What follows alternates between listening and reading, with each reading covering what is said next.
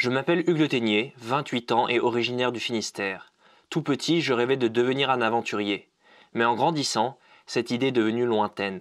Pour moi, c'était le mec dur, sans peur, expert en survie qui possède des appuis financiers énormes. Pour compenser, je partais souvent dans la nature pour vivre mes micro-aventures, pensant qu'une expédition était quelque chose d'inaccessible. Un jour, je me suis retrouvé, par hasard, à la table de la Société des explorateurs français. J'ai découvert des femmes et des hommes aux histoires incroyables. Ils avaient tous des profils différents, très éloignés du portrait de l'aventurier que je m'en faisais alors. Tout a basculé lorsque l'un d'eux me demanda quelles aventures je comptais réaliser dans ma vie. Il était temps d'écouter l'enfant en moi et de créer ma propre expédition.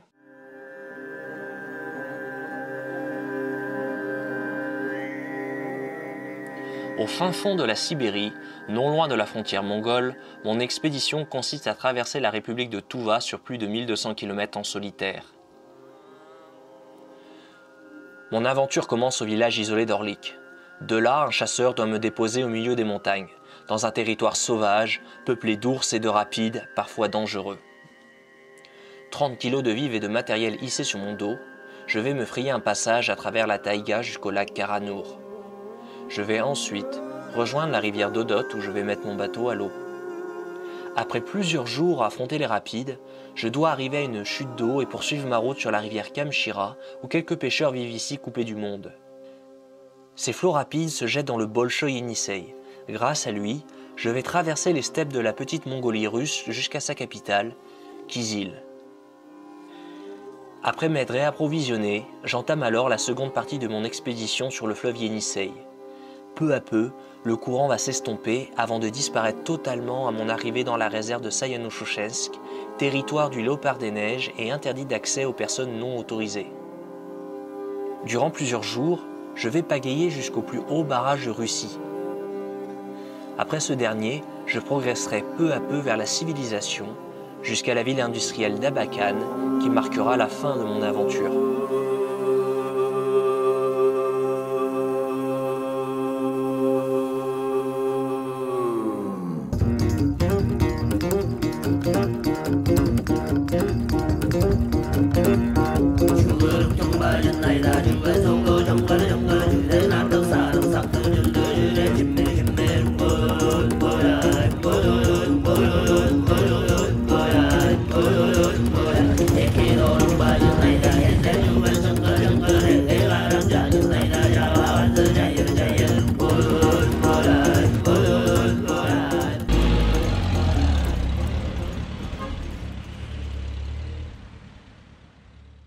Ça y est, on m'a laissé en pleine nature. Ça fait bizarre. Ça fait bizarre parce qu'on est vraiment au milieu de nulle part. C'est hyper beau. Là, on peut dire que je suis seul.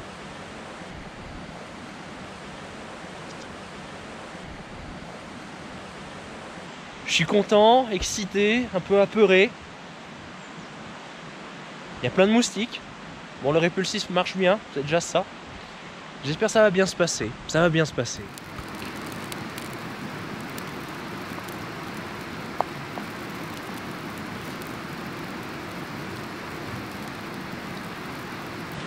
Donc, du coup, premier repas du soir pour l'expédition Touva.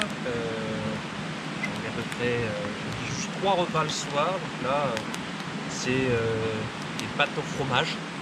Voilà, des macaronis cheese, à peu près 1000 calories. Voilà, tous les matins, j'aurai un petit déjeuner à base de porridge et de fruits secs, 800 calories à peu près. Le soir, 1000 calories, donc j'aurai des pâtes au fromage, des spaghettis bolognaise et du ragoût de bœuf aux patates.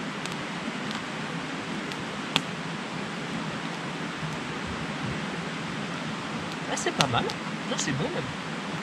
C'est bon, moi qui ai mangé plein de nouilles chinoises dans le transsibérien, c'est 1000 fois meilleur.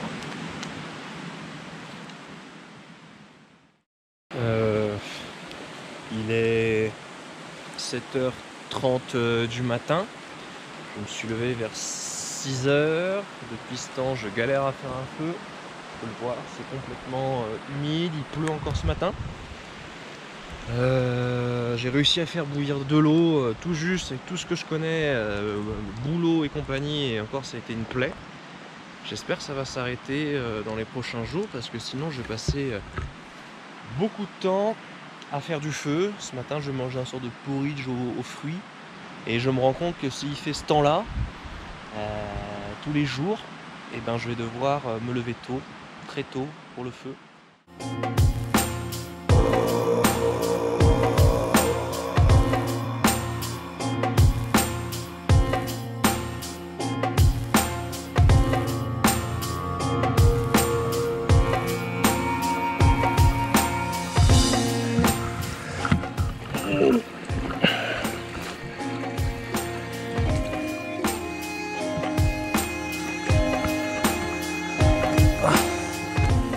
Chier.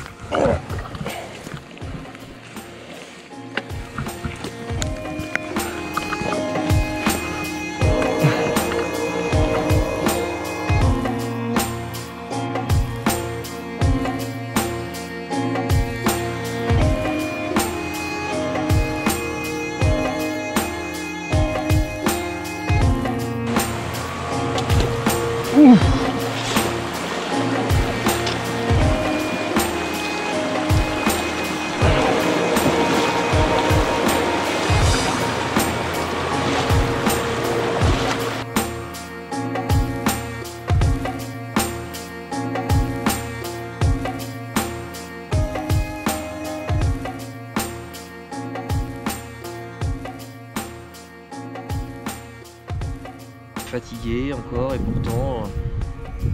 pourtant je me donne et j'avance pas quoi. Je fais du 1 km, 1 km 5 par heure. J'ai l'impression d'avancer comme on voit dans les reportages en jungle quoi. Et là depuis tout à l'heure j'hésite en train de rebrousser un petit peu chemin et poser ma tente, revenir le lendemain matin frais, avoir toute la journée et je passe cette rivière, ou je la passe quand même maintenant. Et ce qui m'ennuie, c'est que je sais pas si le temps va s'améliorer. A priori, c'est encore les marécages de l'autre côté. Donc, j'ai pas envie. Voilà, si la nuit tombe, bah, j'aurai aucun endroit où poser ma tente et là, je serai dans la merde. C'est ça, en fait, ce genre de questions qu'on peut se poser. C'est que là, t'as pas un village ou un truc à côté, tu galères, tu reviens. Non, non, c'est un, tu galères, un, c'est dur, mais. Et encore, s'il y avait des endroits assez nombreux pour planter la tente, ce serait pas un souci. Tu me diras, je poserai la tente, je ferai une pause, je réfléchirai. Là, il n'y a pas d'endroit, quoi. C'est des marécages, c'est des pierres, c'est de la merde.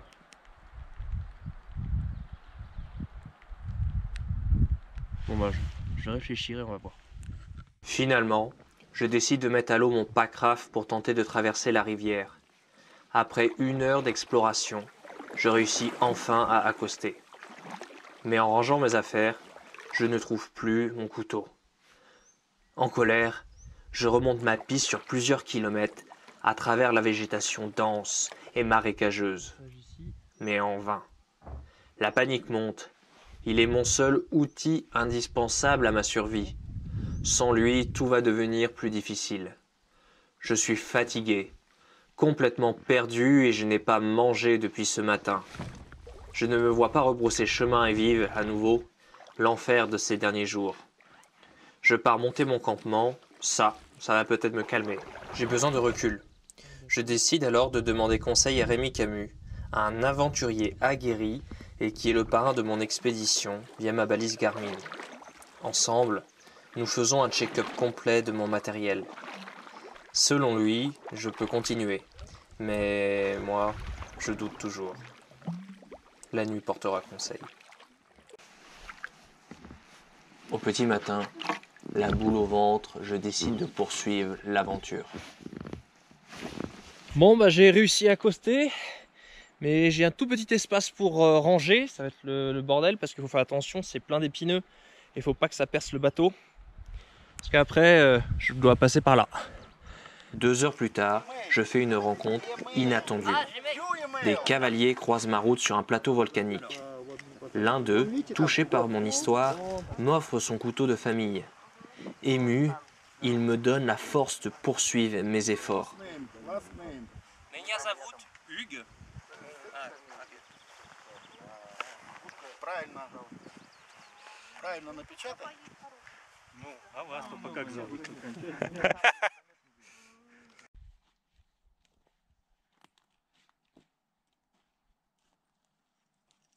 Finalement, après 35 km à travers la forêt et 4 jours de marche, je finis par atteindre mon premier objectif, le lac Karanour. Yes!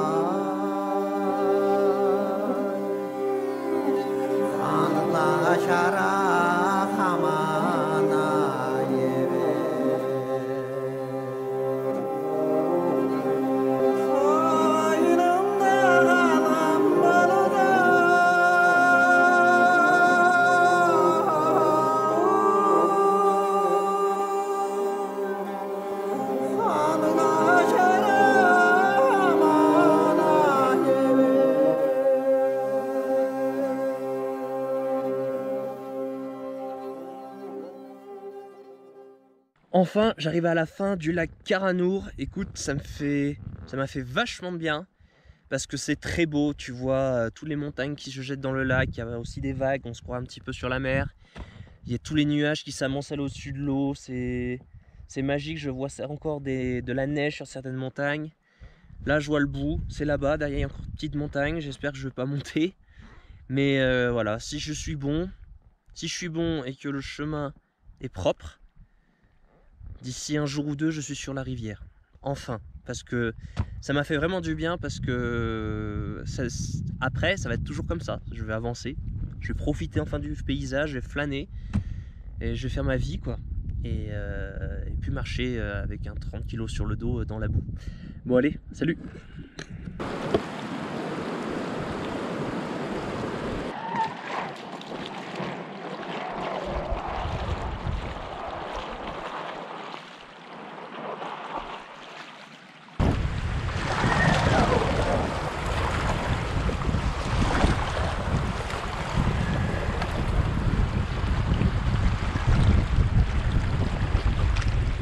Voilà, ce matin j'ai voulu prendre la rivière en bas de mon campement. Sur les 300 premiers mètres, c'était nickel. Et d'un coup, je me suis retrouvé en plein milieu des cailloux. Du coup, bah, je suis à pied dans la rivière. Et j'avance, j'espère que ça ne va pas durer trop longtemps et qu'il n'y aura plus de cailloux. Je pourrai avancer comme au début.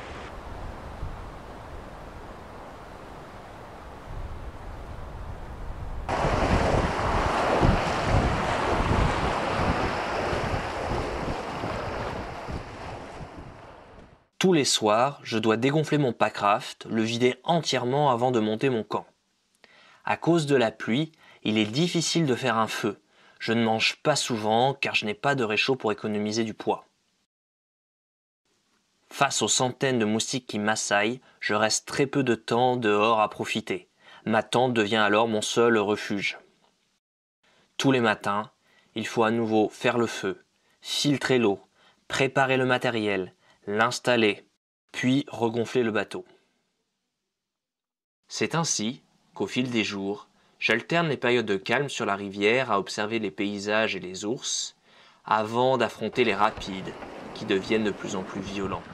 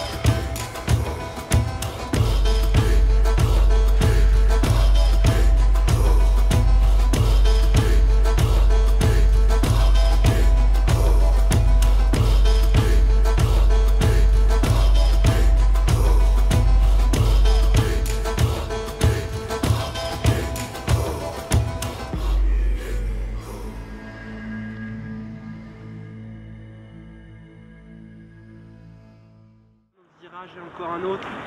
C'était un énorme caillou, il y avait deux. J'ai pas pu. Je suis tombé à l'eau. Tout s'est retourné, kayak, pagaie, la pagaie, je me suis fait arracher la pagaie des mains avec la force. Le bateau jaillait, j'ai eu le temps de... En position de sécurité, je suis dégagé du bateau. Le bateau était derrière moi, je me suis laissé emporter. J'ai attrapé le bateau. Je suis parti avec, j'ai vu la pagaie qui arrivait, j'ai eu la pagaie en main. Je suis descendu, je me suis fait avaler par les vagues. Je suis prendre dans un rappel, le bateau était gardé dans un rappel, j'ai dû tirer. J'étais traîné sur 200 mètres dans les rapides, failli crever. Là j'ai ma pagaie. Là en fait, la pagaie, même pas détachée en deux. Elle s'est fait littéralement couper par le grand rapide. Coupée. J'ai plus que une longue paillette canoë quoi. Donc on va le faire pour le plat. Ça sera peut-être un peu plus lent. J'aurais pu vraiment faire la vie, vraiment. Donc là bah du coup j'ai fait quoi 3-4 km depuis ce matin, je sais pas, même pas. Je vais vous dire 4 km 3. Là je repack. Et maintenant je marche, j'ai une vingtaine de kilomètres à faire à pied. Ça va être chiant, ça va être dur mais au moins je risque pas de perdre la vie. J'ai marché là pendant 6 heures non-stop, c'est pas fini mais je suis enfin à cette fameuse chute d'eau qui clôture Dodot. 2 heures de marche, allez, j'arrive au lac et après le lac, il y a une chute d'eau qu'on doit juste passer sur 30 mètres et il y a quoi, il y a sur les 400 km qui restent jusqu'à Kizil, il y a 6 rapides. 6 rapides, comme j'ai qu'une pagaie, bah, je vais les passer à pied, mais c'est pas grave parce que je marche plus dans cette forêt de merde. Parce qu'elle est très belle, hein, très belle comme ça. Mais quand t'es à l'intérieur, c'est l'enfer vert. Et là, je suis content. Je pensais pas y arriver aujourd'hui. J'ai réussi finalement à trouver des pistes bien tracées. J'y suis.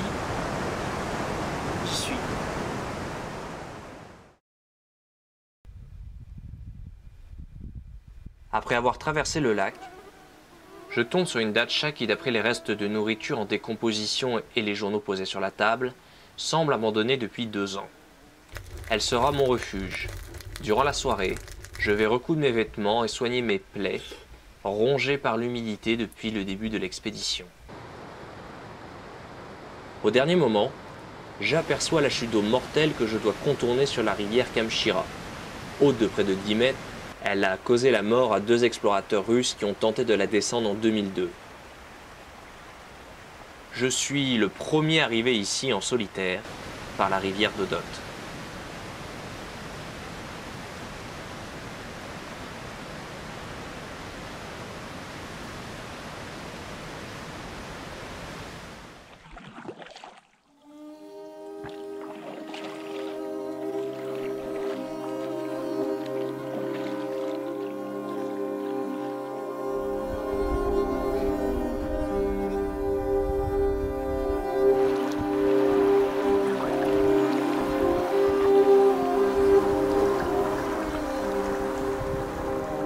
Chaque jour, sur la rivière, je croise une embarcation de pêcheurs qui vient troubler ma solitude. À cause de la barrière de la langue, la communication est difficile. Русский шушут, француз, Orlik, Kizil.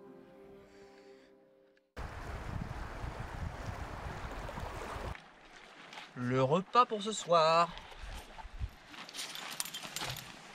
Et depuis ce matin, je passe prudemment, mais je les passe. Je passe les rapides dans les contre-courants. Mais il pleut, les 3-4 heures, il pleut, il va pleuvoir toute la journée. Je transite froid. Il fait quoi? Il fait 13 degrés officiel. Une pluie fine qui s'infiltre partout. Le dernier rapide, je me suis pris une petite vague de traverse où j'ai eu l'eau. Vous savez, l'eau qui s'infiltre dans les vêtements, qui vont jusqu'au caleçon, là, qui fait frissonner. J'ai ça. Et il pleut, de toute manière il faut avancer, parce que si je suis bon, je peux passer les derniers rapides de Kamchira aujourd'hui.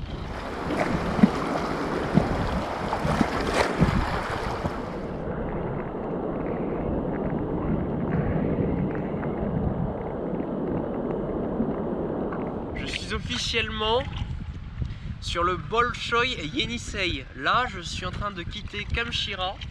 Le Bolshoi est juste derrière moi.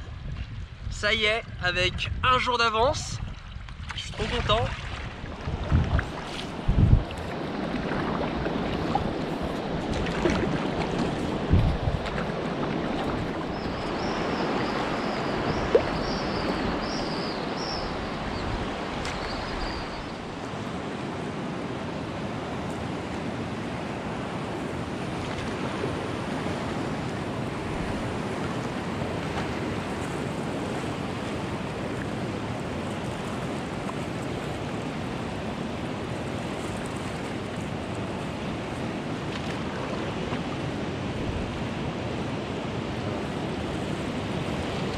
peu de bruit.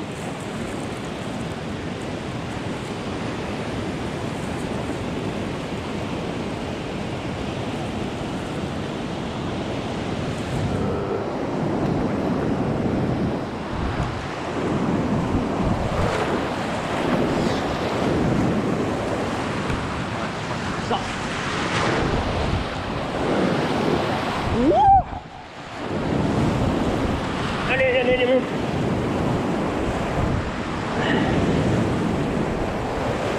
Non, mais malade.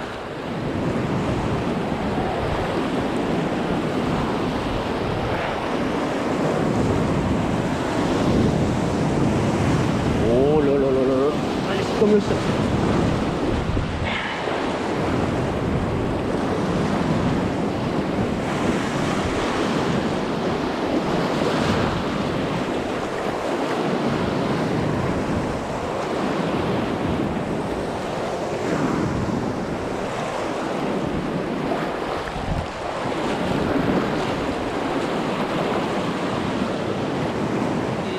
Là après j'arrive enfin à Kyzyl où je vais faire 2 jours de pause.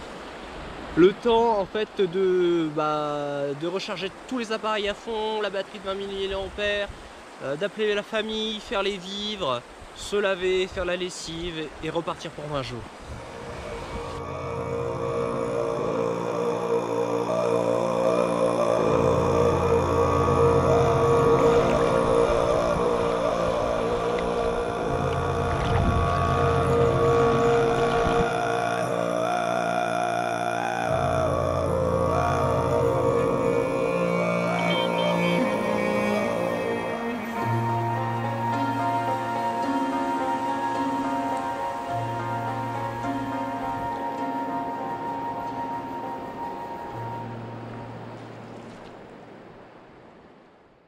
Kyzyl, aux confluences du petit et grand Yenisei, donnant naissance au fleuve du même nom cher à Michel Strogoff, la capitale de Touva est le centre géographique de l'Asie. D'origine turque, elle passe successivement aux mains des Mongols, des Chinois et enfin des Russes au XXe siècle, avant de devenir à la fin des années 90 un État indépendant au sein de la Confédération de Russie.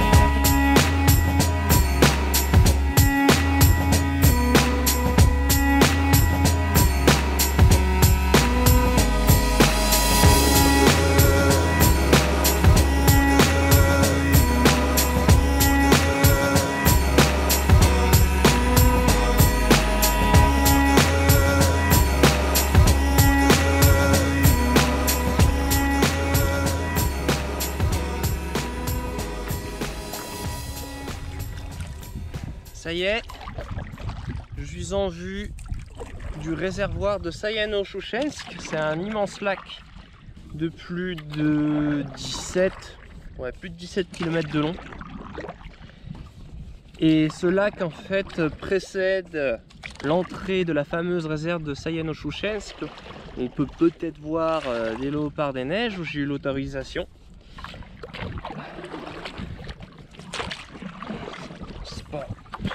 Merde.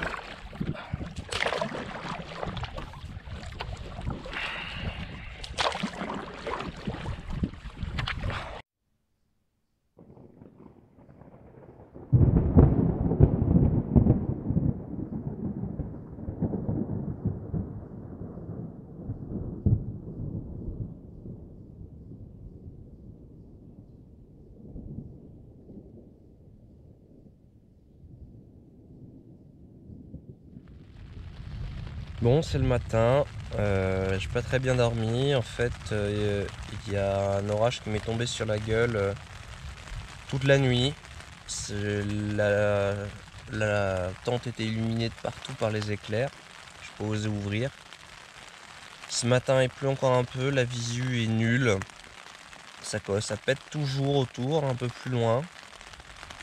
Bon, je vais me préparer tranquillement, je vais longer prudemment la côte parce que j'appréhende un petit peu la navigation là.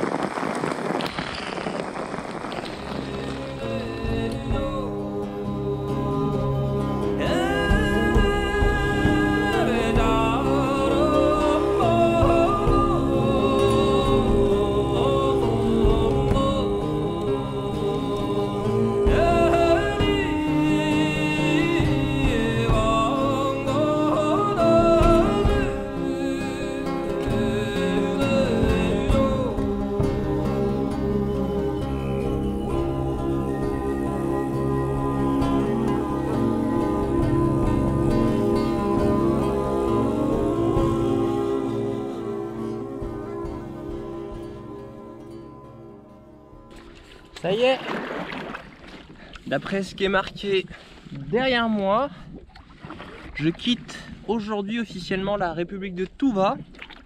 Le premier bureau de ranger, je crois, est entre 1 ou 2 km. J'ai hâte de l'atteindre. C'est une nouvelle étape de mon aventure. Voilà, et regardez le paysage derrière. C'est juste somptueux et très aride aussi. Je suis arrivé au premier poste de ranger de Saye-no-Shushen. C'est super marrant parce que tout le monde m'attendait. C'est eux qui m'avaient donné les autorisations et ils m'ont invité à manger dans le bateau ici avec eux. Donc ça va être super. Ça va me faire une petite pause et je repars. Voilà. Et merci à Yuya qui est derrière, qui m'a aidé à avoir toutes les autorisations. Donc c'est super sympa de les revoir après autant de temps. En voulant repartir, je m'aperçois qu'un clou a malencontreusement percé mon packraft. Je décide alors, avec l'aide des rangers, de rester ici ce soir pour effectuer les réparations nécessaires. Après le repas et l'alcool, on m'a amené dans un bagnat. Bon, comme il n'y a pas d'arbre autour, on m'a pas fouetté, mais putain, qu'est-ce que c'est chaud. On m'a donné un chapeau pour éviter les trop fortes chaleurs. Il y en a qui sont à poil, il y en a qui sont habillés. Moi, je suis habillé, je me suis pas mis à poil. Et après, je crois que je vais plonger dans le Yenisei. En tout cas, j'étais sale. Hein. Et puis voilà. Donc, je suis avec mes amis qui m'aident là et j'en chie. Mais c'est cool. Voilà. Bon, hier, après avoir percé le bateau, je pense sur un clou au quai des gardes, on a passé toute la fin d'après-midi, début de soirée à réparer. On a fait sécher toute la nuit. A priori, c'est bon, je vais pouvoir repartir, donc je suis content. J'espère que ça va tenir. Parce que j'ai que 9 jours jusqu'à le barrage, et après un jour jusqu'à Abakan, c'est super. Donc un grand merci. Un grand merci, c'est pas si bas. Et grâce à lui, bah, je vais pouvoir continuer ma route.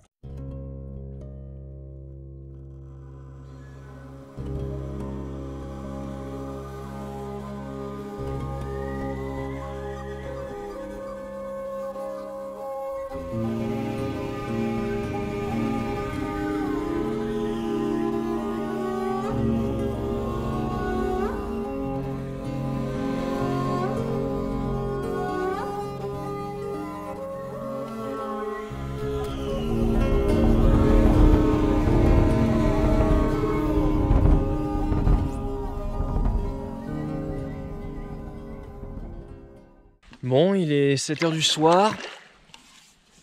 J'ai une journée difficile à avancer à 1 ou 2 km/h avec du vent de face. Et là, je trouve pas lieu de bivouac. Tout est pentu. Et quand c'est pas pentu, c'est rempli de cailloux tranchants, de bois. C'est impossible à mettre une tente. Donc je continue désespérément. J'espère que je vais trouver quelque chose. Sinon, je vais devoir me bricoler un truc, quoi, ou continuer de nuit. Bon, il est 3 h du matin. Il fait nuit noire, ça fait pratiquement 20 heures que je navigue. C'est dur, c'est très long. J'ai pas mangé depuis hier matin parce que voilà, j'ai pas trouvé de bivouac hier soir. Du coup, j'ai continué et bon, j'ai pas de difficulté pour l'instant au niveau de la navigation. À part qu'on voit vraiment pas grand chose, donc j'ai hâte que l'aube se lève parce que putain, qu'est-ce que c'est long, il fait froid. C'était pas prévu et j'espère que ça va pas être comme ça les autres jours, sinon je vais péter un câble. Voilà. Mais tout va bien sinon.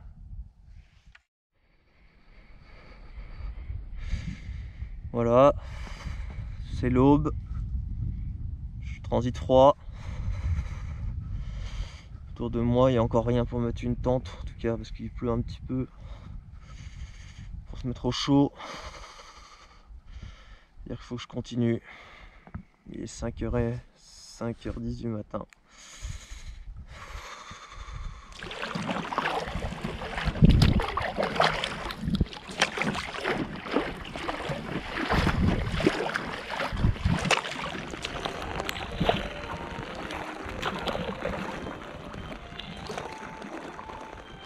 Après 36 heures de navigation et 100 km, sans manger ni dormir, j'arrive finalement à la fin de la réserve. Je vais rester chez les rangers 2 nuits pour me reposer. Le deuxième jour, je repars avec eux à bord de leur bateau en direction du barrage le plus haut de Russie. Il m'est interdit de l'approcher en packraft car on estime que je risque de me faire aspirer à cause de ces lâchers imprévisibles.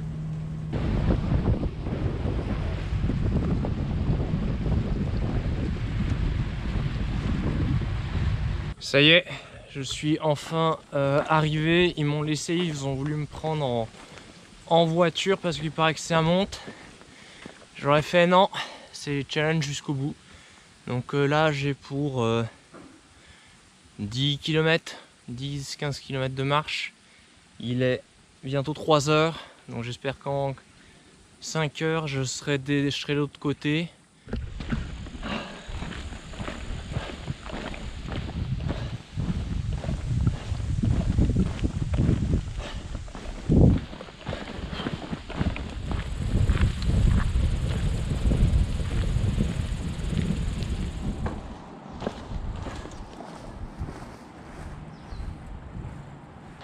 Alors, un petit peu comme un vagabond, je suis arrivé à l'entrée de la ville du barrage de Sayano-Shushensk.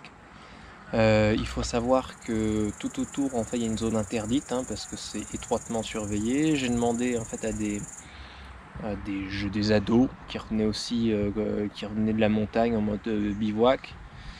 Ils m'ont indiqué cet endroit. Bon, la ville en fait est juste derrière moi. 10 mètres, 5 mètres, il y a une route. Là on voit le pont, donc je pense que, à moins qu'on regarde précisément dans ma direction avec ma tente, on va pas trop me voir. Ce que je vais faire pour être discret, je vais attendre le coucher du soleil pour monter la tente.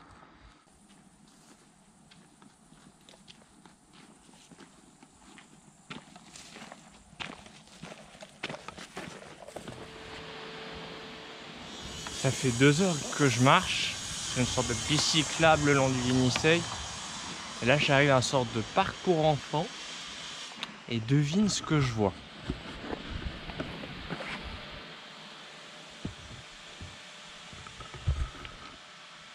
Ils sont en train de reproduire le village d'Astérix.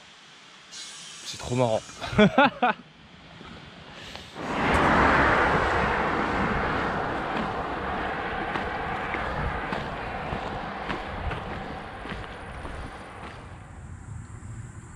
Finalement, j'ai les pieds en sang, mais j'y suis.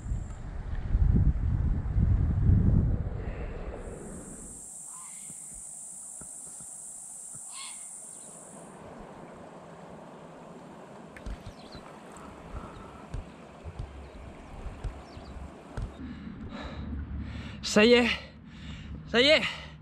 j'y suis. J'ai remonté la rivière à contre-courant. Putain, Tout va, c'est fini. J'ai réussi.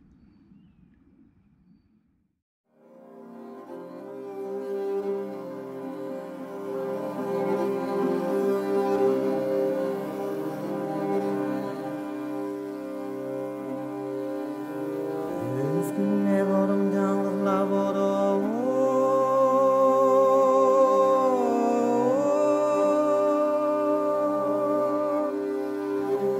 Öp elimde ölürüm vay.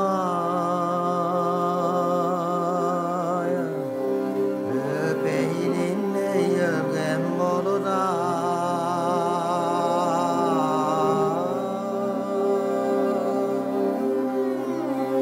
Öyle şarap